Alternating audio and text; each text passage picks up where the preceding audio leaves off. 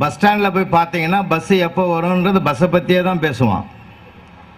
Railway ஸ்டேஷனில் போனீங்கன்னா ரயில் ஏன் லேட்டு, டிரைவர் சரியில்லையா, ட்ராக் சரியில்லையான்னு அதை பற்றி தான் பேசுவான். ஹாஸ்பிட்டலில் போய் பார்த்தீங்கன்னா நோயை பற்றி தான் பேசுவான் ஒருத்தன்.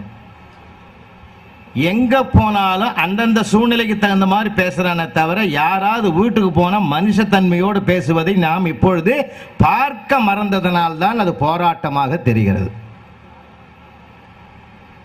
சார் ஒன்றுமில்லை, பஸ் ஸ்டாண்டு ஸ்டாப்பிங்கில் ஒருத்தன் நிற்கிறான், டவுன் பஸ்ஸு நிற்கலை. சார் நிற்கலை, அவன் போகிறான், விட்டுல அடுத்த பஸ்ஸில் நிற்க போது அவனுக்கு வந்தது பாருங்க கோபம். என்ன ஆட்சி நடக்குது, என்ன பண்றாரு பிரதமர்? ஏண்டா தாம்பரத்தில் ஒரு பஸ் நிக்கலன்னா அவர் என்ன பண்ணுவாரு? அவருக்கே எதுவும் நிக்க மாட்டேங்குது.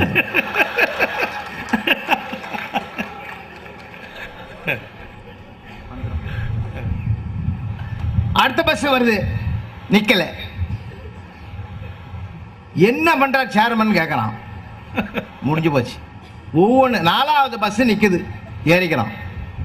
அதே பஸ் அடுத்த ஸ்டாப்பிங்கில் நிக்குது, ஏன்டா கண்ட இடத்துல நிறுத்தி கழுத்து இறக்குறேங்கிறான்.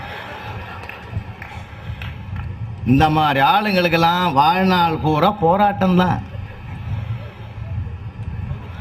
நேற்றையது என்பதே உடைந்த பானை, நாளைய என்பது மதில் மேல் பூனை, இன்று இருப்பதுதான் கையில் இருக்கும் வேணை.